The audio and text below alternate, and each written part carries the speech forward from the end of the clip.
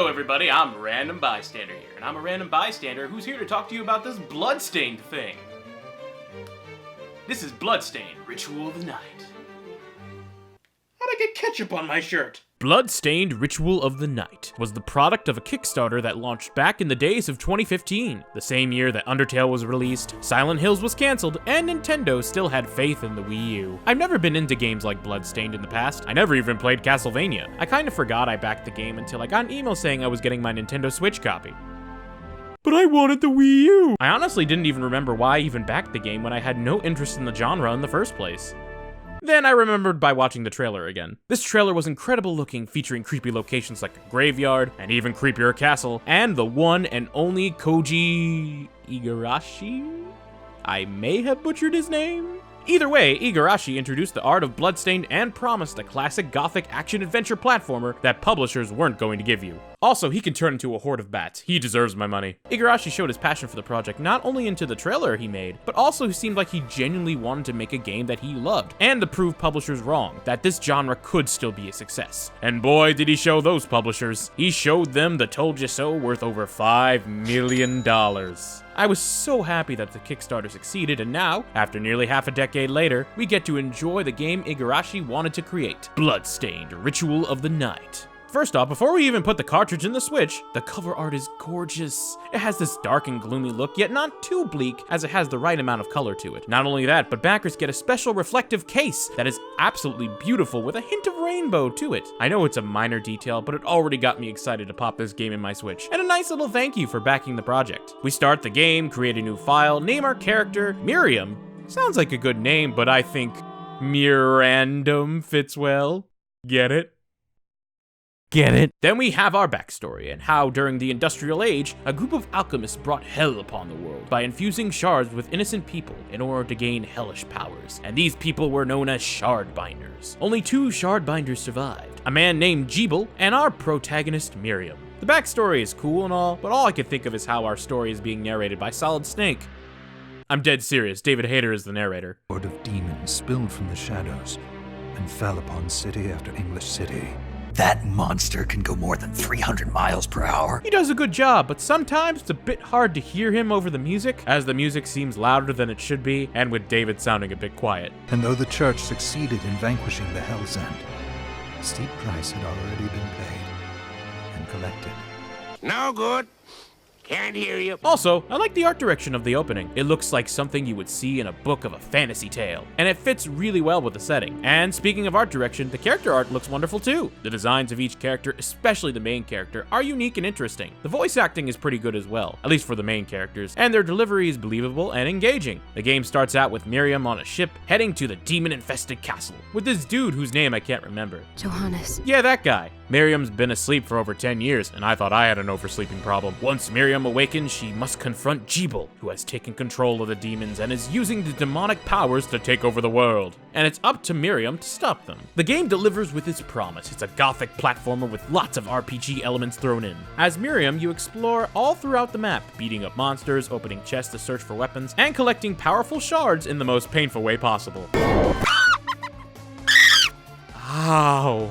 You get shards from defeating enemies, and once you collect the shards, you get the enemy's power, and you can use those attacks to help you in battle, as they do a lot of damage. Some shards require you to defeat enemies in certain ways in order to get the shards, so you have to be creative if you want to collect every single shard. If demon powers aren't your thing, you can always use other weapons like swords, guns, or just kicking things. Kicking? Oh, I want to do some kicking.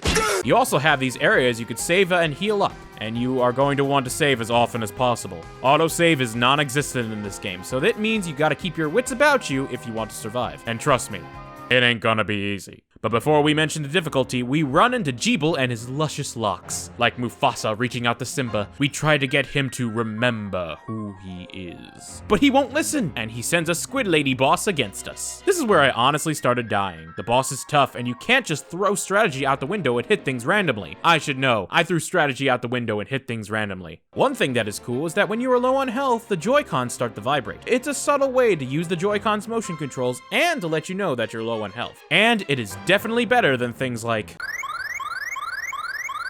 After you get off the boat, we make our way to the town. The smell of mayhem and burning buildings, my favorites. You do some more fighting with no music in this section, oddly enough, and you meet others in the town. Once you get to the safe house, a lot more RPG elements are open to you. You can buy items at the shop, simple enough, but you can also craft your own items as well. You collect items throughout your adventure and make even better items to help you out through your journey. You can make weapons, well-cooked meals, you can level up shards that make them even more powerful, and even make custom equipment that not only increases your stats, but also can be seen on Miriam as well. Look, I made a pirate hat.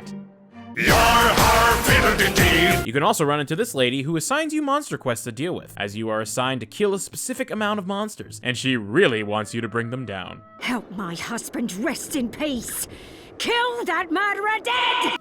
Got it, please, don't hurt me. Alright, it's time to head to the castle where the main game begins. That's right, the boat was just the tutorial. Now the real challenge begins. You get to see a lot of enemies, and they really pack a punch, so you want to be as conscious with your health as you possibly can be. Cause once you're out of health, it's back to the nearest save point. Alright, make it to a few rooms of the castle, find a river of blood, as you do, fight a few more enemies.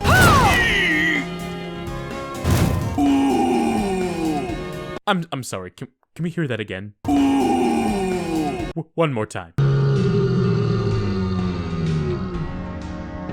Congratulations! You have just won the Funniest Death Sound Award of 2019. Give the Ooh Knights the big round of applause. Great job. Anything you would like to say? Ooh. Yeah, I thought so. Once it make you pass, you run into this Santa-looking dude named Alfred. He's part of the alchemist group that brought demons together in the first place, and he warns us not to find the book or else. Sorry, Santa, we gotta find your naughty list. So I walk my way over, and man, these enemies are beating me up. It seems like they are being a bit difficult, and I'm really not good at these type of games to begin with, and I'm dead. Well, back to the last save point, going into the River of Blood, running into the guy, and yes, the old man cutscene. You can skip the cutscenes, but it's not instantaneous, as you only skip part of cutscenes, so you have to keep mashing A. Not a big problem, but can be annoying if you just want to go straight to the action. Alright, back to where I am, but I'm already so low on health. I wish I had more potions. I made it as much as I could, but I drank them like water with the amount of times I got hit, and I'm dead again! Alright, third time around. Save point, River of Blood. And being careful not to get hit. Alright, it seems like I'm back to where I was, and with not much damage either. Let's press onward. Time to bring up the performance issues. First off, the graphics. I noticed immediately about the graphics, and I'm sure you did too if you have played other versions of Bloodstained. The visuals look a bit worse on the system than other consoles. The graphics just don't pop out as much, and they just don't look as smooth compared to PC and PS4. I mean, sure, I've only seen comparisons on YouTube, and they probably had to dumb it down a bit so it could be played portably, but the comparison is night and day, and I truly wish that you were able to crank up the visuals a tiny bit. It didn't bother me too much when I first played the game, I'll admit, but after seeing footage of other consoles, it makes me sad, to be honest. Really sad. And it's a shame because, again, the art direction and design of this game is gorgeous and creative, especially with the monsters. They look incredibly detailed and terrifying, and I love it. And while I only played a few hours of the game, they each had unique designs, but the Switch version just doesn't show Bloodstained's full potential. Plus, there were other issues I found as well, such as slowdown within the game, my attacks not hitting enemies, dropped frames, and as mentioned, the game crashing. It kinda stinks. Alright, we're finally back to where we are, no crashing this time. We find a carriage guy who seems very interested in giant hands. Shame you don't have a giant hand. Ah, the wild and crazy things one could do with a giant hand. Fascinating. And we try to continue our way onto the castle. Guess we're not going that way. I explore another part of the castle and found this stained glass window. It's a warp room. I can warp back to the village and get more potions, and why can't I go back? Did I not find the warp room in the village?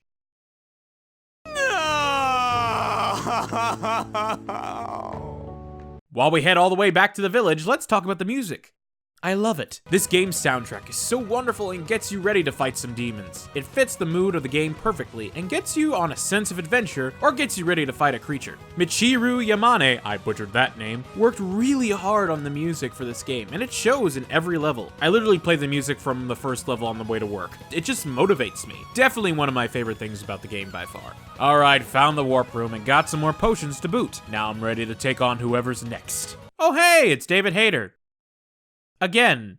Kept you waiting, huh? This is a really challenging boss battle. Again, it shows that strategy is key with this game, and you have to watch his movements and his very long, sharp katana in order to not get hit. I figure I'll just learn his pattern in no time.